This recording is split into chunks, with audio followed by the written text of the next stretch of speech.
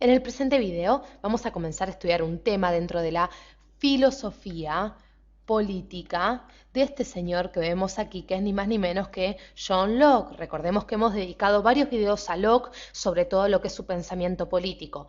Y el concepto de contrato social es, dentro del pensamiento político de Locke, un concepto clave que tenemos que desarrollar, sobre todo para que ustedes luego comprendan en nuestro video de diferencias entre Hobbes y Locke, los dos contractualistas, si se quiere, más importantes de la modernidad. Decíamos para que ustedes puedan comprender esa importante diferencia luego entre Hobbes y Locke. Pero vamos a centrarnos entonces en el concepto de contrato social en Locke. Y por ende, debemos resaltar, vamos a volver a retomar algunos datos de su vida. Locke nace en 1632, muere en 1704 y les cuento que fue uno de los teóricos más influyentes de la gloriosa Revolución Inglesa del año 1688. Inclusive es una revolución que impuso una monarquía parlamentaria a Inglaterra. Pero de a poco vamos a ver cómo es que Locke es considerado un inspirador, como decimos a lo largo de nuestros videos, del parlamentarismo inglés. Vayamos entonces a su filosofía. ¿Qué vamos a hablar de su filosofía? Vamos a la siguiente pantalla, porque tenemos que retomar un tema del cual nos van a hablar todos los naturalistas. Vamos a hablar del estado natural. Ahora bien, en el presente video lo que nosotros queremos presentar es la idea general sobre el paso del estado de natural o el estado de naturaleza a la sociedad civil, paso que se hará, como veremos, por medio de un contrato pactado entre los habitantes, entre los hombres que viven en este estado natural. Pero para poder comprender este paso a la sociedad civil, vamos a desarrollar un poquito esta idea de estado natural, porque Locke partió de los principios del derecho natural y, al igual que Hobbes, también contractualista, recordemos, pensó que en este estado de naturaleza el hombre vivía sin ningún tipo de organización social ni política. Entonces, aquí no hay organización ni social ni política. Es decir, no hay ninguna forma de gobierno establecido, ni democracia ni monarquía. ¿Sí? Sigamos adelante. Porque en este estado natural, dice Locke, los hombres viven amistosamente. Entonces, podemos poner como dato que los hombres viven amistosamente. Vamos a ir diciendo más características. Los hombres tienen los mismos derechos. Tienen entonces los mismos derechos, vamos a abreviarlo. Además, gozan de una igualdad natural. Gozan de una igualdad y por ende gozan, dice Locke, recordemos que en el pensamiento político de Locke la libertad es su tema principal, por ende gozan de una perfecta libertad. Muy bien, hemos de alguna manera comentado las características principales de este estado natural. Ahora bien, los hombres se rigen aquí por leyes naturales, es decir, en este estado natural entonces, vamos a hacer un espacio porque es básica esta idea, encontramos, en este estado natural, encontramos entonces leyes naturales. Básica esta idea. Ahora bien, los hombres entonces en este estado natural se rigen por las leyes naturales que están inspiradas, dice Locke en último término, por Dios. Seguimos adelante, porque estas leyes o derechos naturales, cuenta Locke, son el derecho a la vida, vamos a anotarlos, el derecho a la vida, así como también el derecho a la libertad, así como también el derecho a la propiedad. Entonces, de alguna manera, estas leyes naturales van a contemplar, van a conservar este derecho a la vida, este derecho a la libertad y este derecho a la propiedad. Pero el problema, dice Locke, de este estado natural es que en él no existe nadie, es decir, ninguna persona u organismo que vele porque estas leyes se cumplan efectivamente.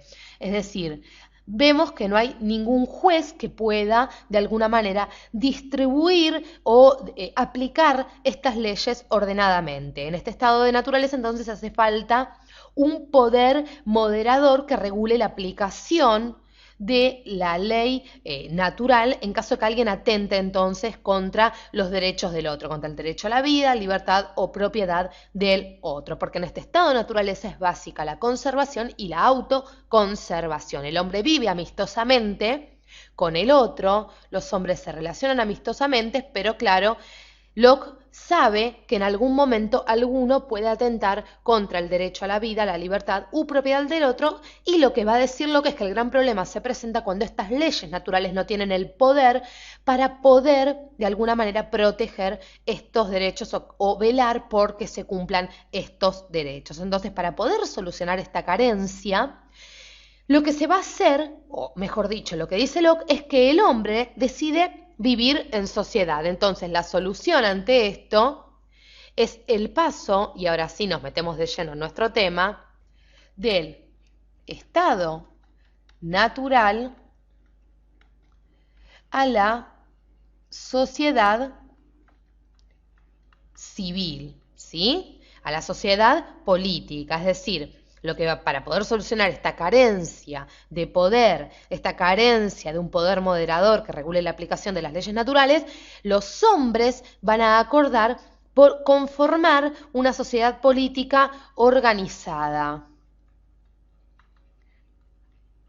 Una sociedad civil política entonces organizada. Claro, para que se produzca el paso del estado natural a esta sociedad deben estar de acuerdo todos los hombres, es decir, se debe contar con el libre consentimiento de todos. Entonces,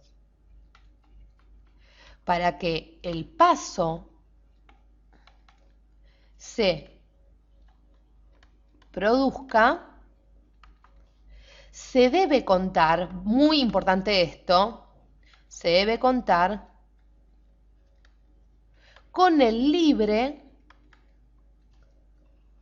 consentimiento, como decíamos, de todos los hombres.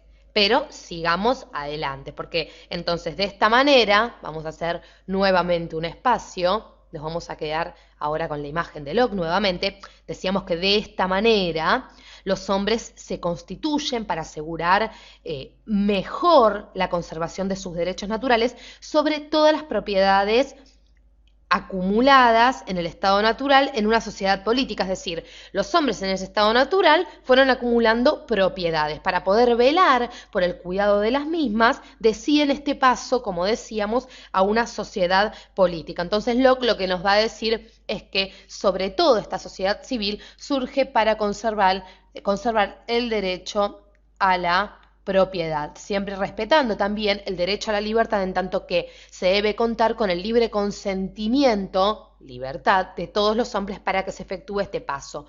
Paso que se pactará, como decíamos, paso que se dará por medio de un contrato social. Pero sigamos adelante un poquito más, porque entonces lo que va a pasar es que se va a establecer una sociedad política, como dijimos, y de esta manera un gobierno por medio de un contrato en el cual todos se comprometen a someterse libremente a dicho poder político, un contrato social, como nosotros decíamos. Entonces, la legitimación de poder del Estado depende del consentimiento libre de todos los ciudadanos. Importantísimo, lo repetimos muchas veces porque tiene que quedarles bien en claro esta cuestión. El Estado no tiene otro fin que velar por los derechos, entonces vamos a poner que el Estado tiene como fin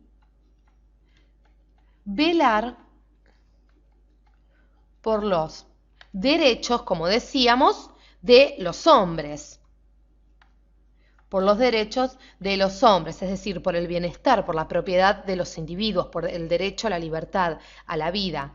Al constituirse en sociedad y formar un gobierno, los hombres entonces pueden ejercer directamente el poder, nos va a decir Locke, por medio de, vamos a ponerlo aquí, por medio de lo que sería, por ejemplo, un sistema de democracia directa. Entonces,